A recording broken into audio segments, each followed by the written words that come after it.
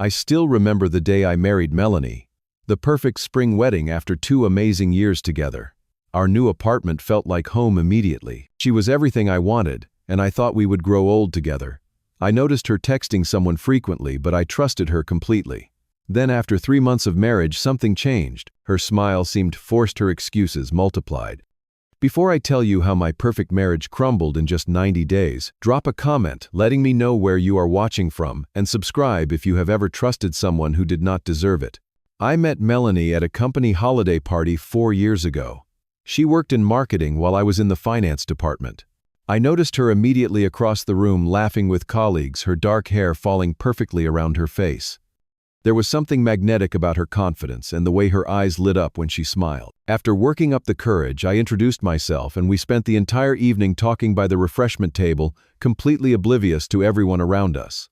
Our connection was immediate and powerful. We exchanged numbers that night, and I asked her out for coffee the following week. That coffee date turned into dinner, which turned into weekend hikes, museum visits, and cooking together at my apartment.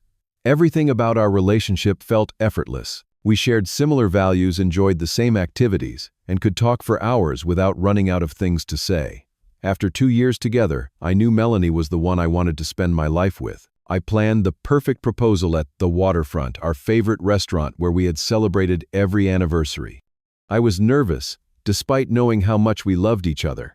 When I got down on one knee and presented the ring, her eyes filled with tears and she said yes without hesitation. We celebrated with champagne as strangers around us applauded. That night, I felt like the luckiest man alive. 6 months later, we had a small but intimate wedding in a garden venue with just 60 guests, including our closest friends and family. Melanie looked stunning in her simple white dress, and I remember how my hands trembled slightly as I placed the ring on her finger. We wrote our own vows, promising to support each other through whatever life threw our way. If only I had known how quickly those vows would be tested.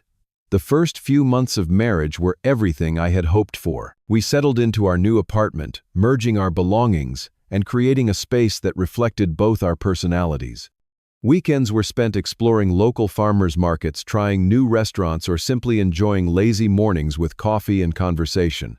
I thought this was just the beginning of our journey together. Then, almost exactly 3 months after our wedding, I began noticing subtle changes in Melanie. At first, they were so minor I could easily dismiss them. She started working late more frequently, often not coming home until after 8 or 9 at night. When I asked about her day, her answers became vague and brief. She would say she was tired and just wanted to relax, which seemed reasonable, given her apparently busy work schedule. What was harder to ignore was how attached she became to her phone. She carried it everywhere, even to the bathroom, and would angle the screen away when I walked by. I frequently caught her smiling at text messages, but when I asked who she was texting, she would simply say just a friend from work or my mom sent something funny.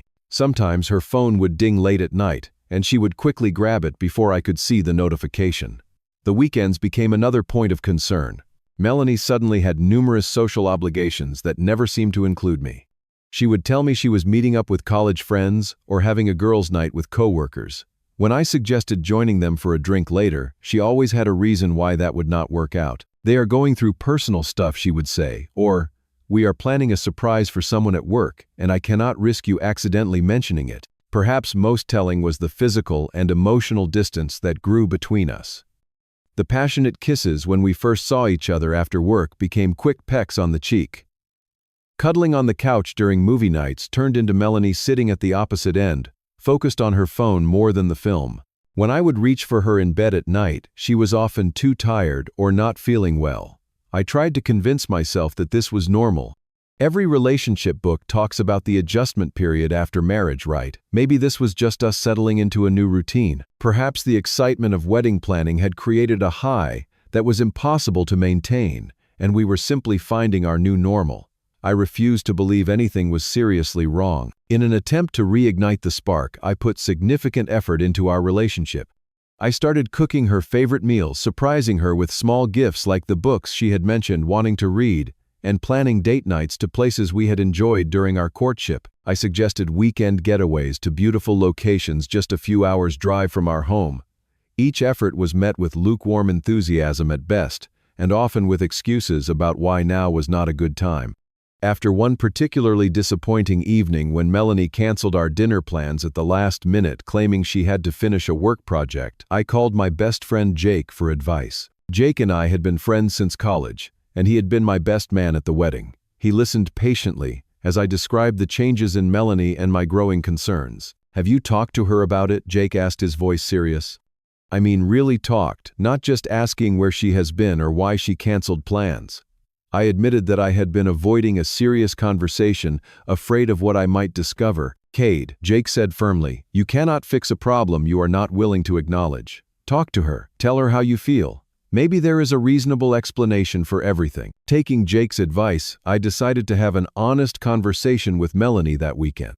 I waited until Saturday morning when we were both relaxed, sitting at our kitchen table with coffee. I carefully explained that I felt we had been growing apart, and I was concerned about the changes in our relationship.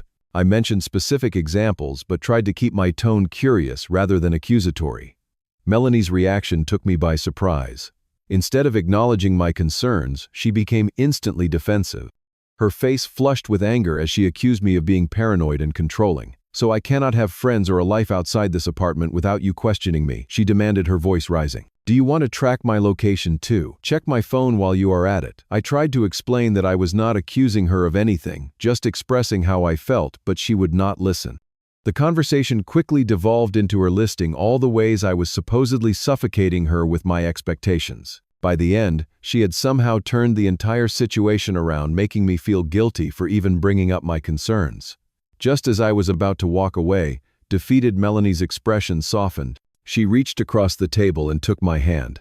"I am sorry," she said, her voice gentle now. "I know I have been distant lately. Work has been incredibly stressful, and I guess I have been taking it out on you. That is not fair." She suggested we plan a weekend trip to Big Sur the following month, something we had talked about doing since before the wedding. She promised to make more time for us, and to work on being more present when we were together. The sudden shift in her mood was jarring, but I was so relieved that I did not question it. I wanted to believe her, to believe that we could fix whatever was wrong. "I love you, Cade," she said, looking into my eyes. "Nothing is more important to me than our marriage." I believed her. I wanted to believe her, but a small voice in the back of my mind wondered why it felt like she was trying to convince herself as much as me. The day before our planned trip to Big Sur, I had arranged to leave work early so we could get a head start on the 3-hour drive. I was packing the last few items when my phone rang. It was Melanie. "Cade, I am so sorry," she said, her voice tense. "Something urgent came up at work. We just lost a major client and the whole team needs to work on a pitch for a replacement. There is no way I can leave town this weekend." Disappointment washed over me, but I tried to be understanding. "I get it. Work emergencies happen. Maybe I can bring you lunch at the office. We can still have a quick meal together." "No," she replied too quickly. "We will be in the conference room all day. I probably would not even see you. Rain check on the trip, okay? I promise we will do it soon." There was something off about her tone, a nervousness that did not align with her explanation. After we hung up, I sat on the edge of our bed staring at the half-packed suitcase. Something did not add up. Melanie had mentioned nothing about a client in trouble earlier that week. In fact, she had been excited about the trip just that morning. Acting on an impulse I am still not proud of, I decided to surprise her at work anyway. I picked up lunch from her favorite sandwich place and drove to her office building downtown. When I reached the reception desk and asked for Melanie, the receptionist gave me a confused look. "Melanie took a personal day today," she said, checking her computer. "She emailed the team last night to let everyone know she would be out." My stomach dropped. I mumbled something about mixed signals and left the building in a daze, the lunch bag still in my hand. Sitting in my car in the parking garage, I tried to process this information. Melanie had lied to me. She was not at work handling an emergency. Where was she? With shaking hands, I opened the location sharing app on my phone. Melanie and I had set it up when we first started dating as a safety measure and had never turned it off. I stared at the screen as her location loaded. According to the app, she was at the Grand Hotel downtown, about 15 minutes from where I was parked. 1,000 scenarios ran through my mind, each worse than the last. Was she meeting a client there instead of the office? Was she interviewing for a new job? Or was it something far more personal? I drove to the Grand Hotel in a state of emotional turmoil. My hands gripped the steering wheel so tightly my knuckles turned white. My heart pounded in my chest and I felt slightly nauseated. I kept telling myself there could be an innocent explanation, but deep down, I knew I was lying to myself. The Grand Hotel was one of the nicest in the city, with a gleaming marble lobby and staff dressed in crisp uniforms. I parked and walked inside, not entirely sure what I was going to do. The location app showed Melanie was still there, but in a hotel this size, finding her would be challenging. I decided to start with the hotel restaurant, a high-end establishment on the main floor. As I approached the entrance, I scanned the dining room through the glass partitions. That is when I saw them. Melanie was sitting at a corner table with a man I recognized immediately. Jason Thompson, her college boyfriend, the one she had dated for 3 years before we met. I had seen photos of him from when Melanie and I first started dating, and she had mentioned him occasionally in stories about her university days. They were sitting close, too close for a casual meeting. His hand rested on hers on the table, and she was laughing at something he had said, her eyes bright, with an animation I had not seen directed at me in months. As I watched frozen in place, Jason leaned across the table and kissed her. Not a friendly peck, but a lingering kiss that Melanie returned with obvious familiarity. In that moment, everything made sense. The late nights, the secretive texting, the sudden social obligations that never included me. I had been such a fool. I must have stood there for a full minute, unable to move, as the reality of my situation crashed over me. Part of me wanted to turn around and pretend I had never seen them. Another part wanted to storm over and create a scene. In the end, I did neither. With deliberate calm, I walked to their table. They were so engrossed in each other that neither noticed me until I was standing right beside them. "Enjoying your work emergency, Melanie?" I asked, my voice surprisingly steady despite the turmoil inside me. Melanie jerked away from Jason, her face draining of color. "Cade, what are you? How did you?" Jason, on the other hand, showed barely any reaction at all. He leaned back in his chair, studying me with what seemed almost like amusement. I recognized the expensive watch on his wrist, the designer clothes. Jason had always come from money, something Melanie had mentioned when explaining why they ultimately were not compatible. "You must be the husband," he said, not bothering to stand or offer his hand. "Melanie has told me all about you." "Funny," I replied. "She has told me nothing about still seeing you." Melanie started stammering excuses. "This is not what it looks like. Jason and I ran into each other a few months ago, and we have just been catching up. We are old friends." "Do you always kiss your old friends like that?" I asked, surprised by the coldness in my voice. "Cade, please," she pleaded, finally finding her words. "Let me explain." "Not here." Jason still had not moved from his relaxed position. "Maybe you should go, man. Melanie and I have some things to discuss." I looked between them, this woman I had pledged my life to, and this stranger who clearly was not a stranger to her.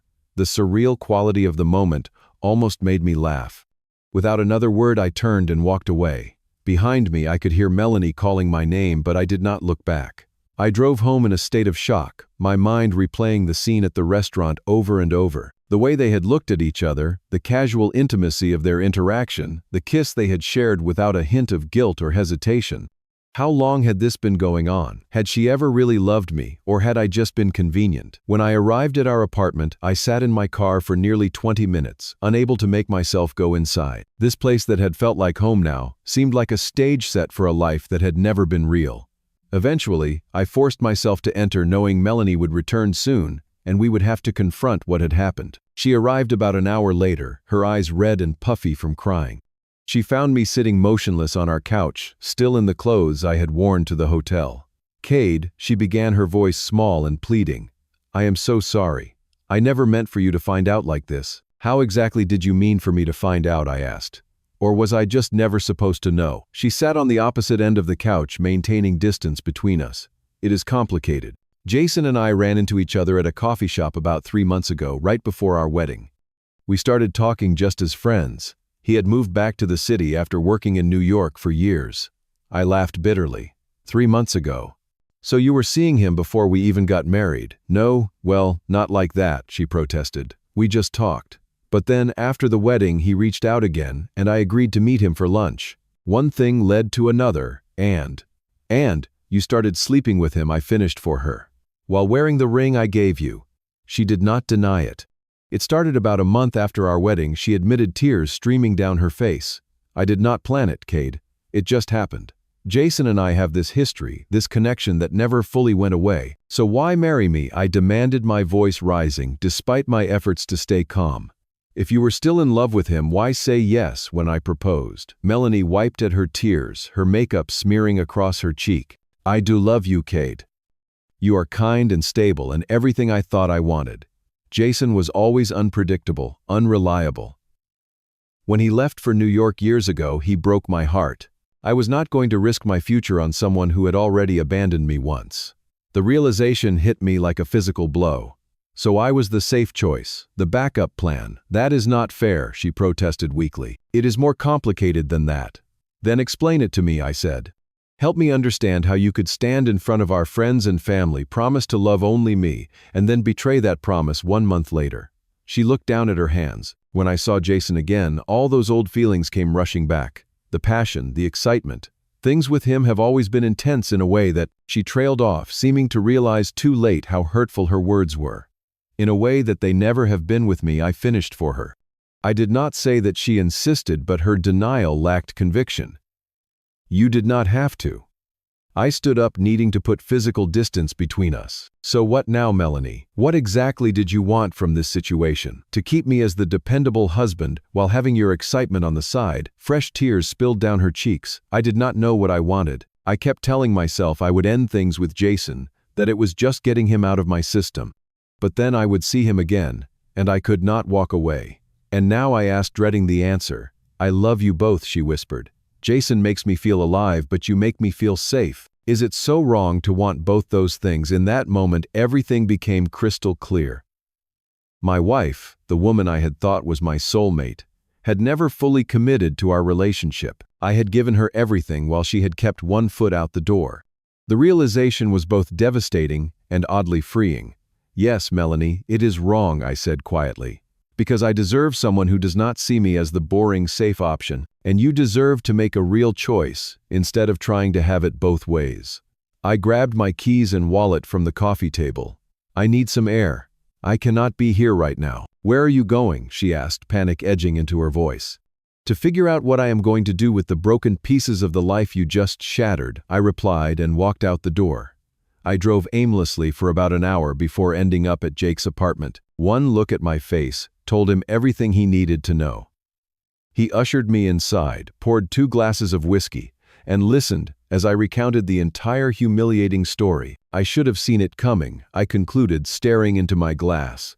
All the signs were there. I was just too trusting, too blind to see them. Jake shook his head firmly. This is not on you, Cade. She made vows and broke them. She lied repeatedly to your face. That is not your fault. We talked through the night, dissecting my marriage and the warning signs I had missed. Jake offered me his couch for as long as I needed an offer. I gratefully accepted. I could not face going back to the apartment, to the bed Melanie and I had shared. As dawn broke, I came to a decision. I would not fight for someone who had never fully chosen me. I would not beg Melanie to pick between Jason and me. Most importantly, I would not allow myself to be used as anyone's safety net. I think I need to leave, I told Jake, as we sat on his balcony watching the sunrise. Not just the apartment, the city. Jake looked surprised. That is a big move. Are you sure? I nodded. A few months ago, I was recruited for a position in Seattle. The salary was better, but I turned it down because Melanie did not want to relocate. Nothing is keeping me here now. What about divorce proceedings? Splitting assets, I will handle what I need to through lawyers, I said. But I cannot stay here, seeing reminders of her everywhere, wondering if I will run into them together. Jake nodded slowly. If that is what you need to do, I support you. Just do not rush into anything while you are still in shock. But my mind was made up. Over the next few days, I contacted the company in Seattle, explained my situation, and asked if the position was still available. Fortunately, it was. I spoke with a lawyer about the divorce process and how to handle it remotely. I arranged for my personal banking accounts to be separated from our joint accounts, ensuring Melanie could not drain our shared resources but would still have access to her portion. Throughout this process, Melanie called and texted constantly. Her messages swung between tearful apologies, angry accusations that I was overreacting, and pleas for me to come home so we could work things out. I responded minimally, only addressing practical matters about the apartment and our finances. 1 week after discovering Melanie with Jason, I returned to our apartment while I knew she would be at work. I packed only what truly mattered to me, personal items, clothes, and a few sentimental possessions from before our relationship. I left behind all the wedding gifts, the furniture we had chosen together, and anything that reminded me of our shared life. On the kitchen counter, I placed my wedding ring alongside a brief note: "Melanie, I have accepted a position in another city. I am filing for divorce. Please communicate with me only through my lawyer from now on. I hope you find what you are looking for with Jason or someone else. Goodbye." I did not mention where I was going. I did not offer forgiveness or express anger. The note was as emotionless as I could make it, a final act of self-preservation. Before leaving, I blocked Melanie's number on my phone and removed her from all my social media accounts. I needed a clean break with no possibility of being pulled back in by guilt or manipulation. The drive to Seattle took 2 days. With each mile that passed, I felt a strange mixture of grief and relief. I was mourning the death of my marriage and the future I had imagined, but I was also moving toward a new beginning on my own terms. My first few months in Seattle were brutally difficult. I rented a small furnished apartment that felt nothing like home. I threw myself into my new job, working long hours to avoid having to sit alone with my thoughts. At night, I would lie awake, replaying my relationship with Melanie, wondering what had been real and what had been illusion. The divorce proceedings moved forward without complication. Melanie did not contest anything, agreeing to the division of assets I proposed. Through my lawyer, I learned she had moved in with Jason almost immediately after I left. The knowledge stung, but less than I expected. In a way, it confirmed I had made the right decision. Slowly, painfully, I began to rebuild my life. I joined a gym to give structure to my evenings and weekends. I forced myself to attend company social events even when I wanted to decline. I started exploring Seattle, discovering hidden coffee shops and bookstores, hiking trails with views of Mount Rainier, and neighborhoods, each with their own distinct character. 4 months after my arrival, a coworker invited me to join a recreational basketball league. I had played in college and missed the camaraderie of team sports. Through the league, I met people outside of work, people who knew nothing about my failed marriage or the man I had been before. With them, I could just be Cade, the new guy from California who was decent at three-pointers. As my social circle expanded, so did my perspective. I realized that while Melanie's betrayal had wounded me deeply, it did not define me. Her choices reflected her character, not my worth. This understanding did not come in a single epiphany, but in small moments of clarity over many months. About a year after leaving, I received an email from Jake with news from back home. Melanie and Jason had broken up. Apparently, his unreliable nature had reasserted itself, and he had taken a job in Europe without inviting her to join him. Jake included a screenshot of a mutual friend's social media post showing Melanie had reached out asking if anyone knew my current address. I asked Jake not to share it. By the 2-year mark, I had created a life I was genuinely proud of. I had been promoted at work and had developed close friendships. I had taken up photography and spent weekends exploring the Pacific Northwest with my camera. I had even cautiously begun dating again, though I was in no rush to enter another serious relationship. Looking back now, I can see that Melanie's betrayal, painful as it was, forced me to discover a strength I might never have known otherwise. I learned that walking away from someone who does not truly value you is not weakness but courage. I discovered that I could rebuild from scratch and create a life aligned with my own values, not compromised by someone else's indecision. The truth is, staying would have been easier in some ways. Forgiving Melanie, trying to repair our marriage, pretending I could forget what happened, these would have been the path of least resistance. But I would have sacrificed my self-respect in the process. I would have accepted being someone's second choice, their safety net rather than their priority. Sometimes, the bravest thing you can do is not fighting to keep someone who does not want to stay, but having the courage to walk away and rebuild your life on your own terms. It is choosing your own worth over another person's validation. It is recognizing that you deserve better than half a heart or divided loyalties. I do not know what the future holds for me. I might fall in love again, or I might find fulfillment in other aspects of life. What I do know is that I will never again settle for being anyone's backup plan or compromise. I deserve complete commitment just as I give it. We all do. Have you ever had to walk away from someone you loved for your own self-respect? Share your story in the comments below. If this resonated with you, please hit the like button and subscribe to hear more stories about finding strength in difficult moments. Thank you for listening, and remember, Your worth is never determined by how others treat you, but by how you choose to treat yourself.